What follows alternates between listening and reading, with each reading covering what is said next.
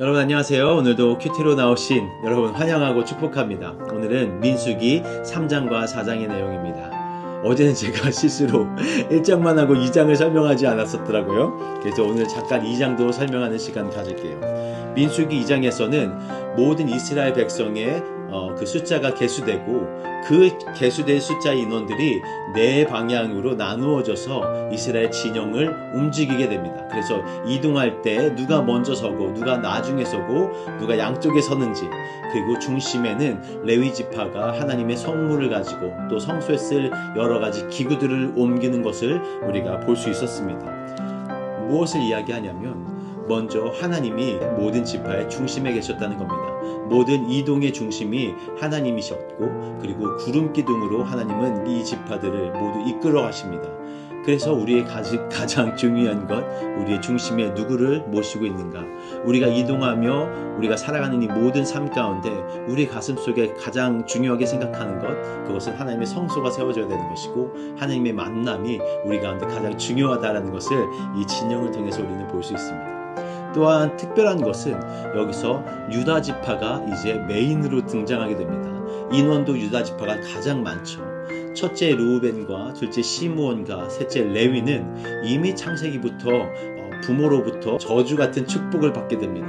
르우벤은 아버지의 첩과 동침하는 일을 하고, 시므온과 레위는 살인으로 하나님이 보시기에 도덕적으로 흠 있는 일들을 행하죠. 자기의 동생 다말이 이렇게 강간을 당하고 어려운 일을 당했을 때 레위와 시므온은 화가 나서 그 남자들 다 죽이는 일들을 행합니다. 그래서 그래서 흩어진 자들, 하나님께서 이들을 축복할 때, 야곱을 통해서 축복할 때 축복 같지 않은 축복을 이들에게 하시죠.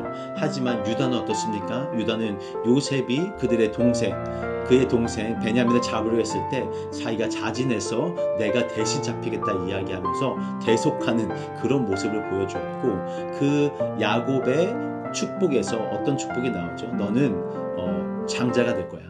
너는 너의 통치가 이루어질 거야. 하나님의 통치가 너한테 있을 거야. 왕의 규가 너한테 있을 거야. 라는 이런 축복을 받게 되죠. 그의 말만 따라 그의 부족은 가장 강성하였고, 어떤 이 지파의 모든 선두에 서서 이 이스라엘을 이끌어 나가는 역할을 지금부터 해나가고 있습니다. 오늘 3장과 4장에서는 아론의 아들들의 이야기가 나오고, 또 이 아들들이 여러 가지 부족들로 어떤 일들을 감당하는지 이야기가 나와요. 제가 여기서 좀 특이하게 본 것은 레위의 자손은 세 자손으로 나눕니다. 먼저는 고앗 자손이 있었고, 게르손 자손이 있었고, 무라리 자손, 이렇게 세 자손으로 나눠집니다. 근데 첫째 그 고앗은 모세가 속한 지파였어요. 모세가 속한 그 부족이었죠. 그러니까 이 부족은 가장 중요한 일들을 맡았습니다. 성물을 보관하고 성물을 옮기고, 그러니까 예배를 드릴 때 이 성막에서 예배를 드릴 때 이 족속이 가장 큰 일을 감당했어요. 가장 중요한 일을 감당했죠.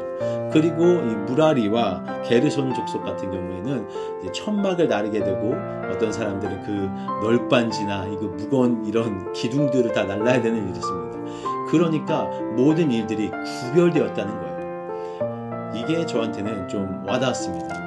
어떤 사람은 중요한 것을 만드는 사람이 있고, 어떤 사람은 우리가 보기에는 허드렛 일을 하는 것 같은 그런 사람들이 있어요. 그리고 그 자손 중에서도 모세와 아론, 그리고 그 아론의 아들 엘르아살과 이다말은 이게 여기서 보면은 다 감독하는 일, 그리고 이들은 그것을 확인하는 일, 이런 일을 하지, 모든 다른 나르는 일들이나 그런 우리가 보기에는 하찮아 보이는 일들은 다른 자손들이 하니까 어떻게 보면 이게 약간 계급 같기도 하고 이렇게 마음에 들지 않았을 수 있을 것 같습니다. 여러분 어떻게 생각하세요? 하나님이 이 세상의 사람들을 다 만드실 때 같은 능력을 주시지 않고 같은 곳에 세워두시지 않으셨어요. 왜 그렇게 하셨을까? 왜 똑같은 능력을 주지 않고, 어떤 사람은 머리가 좋고 어떤 사람은 악기를 잘하고 어떤 사람은 힘이 좋고, 왜 이렇게 모든 것을 나누어 놓으셨을까 제가 궁금했는데, 오늘 보니까 다 필요한 거예요. 아니, 성물이 있다고 해도 막이 없으면 그 성물을 보관할 수 있는 곳이 없고, 그 널빤지와 기둥들이 없었다면 그 성소를 이렇게 세트라는 모든 것이 만들어질 수 없었던 거예요. 이게 우리가 보기에는 무겁고 들고 다니기, 그 40년 동안 이 자손들이 그걸 다 들고 다니는데 얼마나 힘들었겠어요. 하지만 이들은 그 일들을 묵묵히 해나가는 거죠. 그런데 하나님께서는 이 모든 일들에 차등을 두셨을까? 하나님은 가장 중요한 것도 중요한 것이지만 그 성소가 지어지는 모든 것에 우리의 어떤 노력들을 사용하셨잖아요. 그러니까 어떤 일이 귀하고 어떤 일이 천한 게 아닙니다. 교회에서도 마찬가지인 것 같아요. 저는 말씀을 전하잖아요. 그리고 또 다른 일도 하죠. 여러분은 여러분의 일들을 하고, 어떤 분은 식사를 준비하고, 어떤 분은 테이블을 정리해 주시고, 어떤 분은 이런 악기를 정리해 주시는 분들, 이런 여러 가지의 이 모습들이 하나님 앞에서 다 귀하게 사용된다는 겁니다. 그래서 우리가 어떤 모습으로 있든지 어떻게 우리가 사용되어질 수 있을까 고민하며 그의 우리에게 맡겨진 그 일에 감사하며 그렇게 우리가 시간을 보내면 어떨까라는 생각이 들었습니다. 또한 이제 3장 40절부터 51절에 보면 이제 레위 사람이 첫째 장자를 대신한다고 했습니다. 그래서 처음 등장하는 이 첫째, 너희의 첫째를 내가 대속할 사람, 그것이 레위인이다. 대속의 의미는 너무너무 중요하죠. 그래서 하나님은 창세기부터 신명기 또한 요한계시록까지 계속 대속이라는 단어를 사용해서 너의 죄를 누가 대신 담당한다.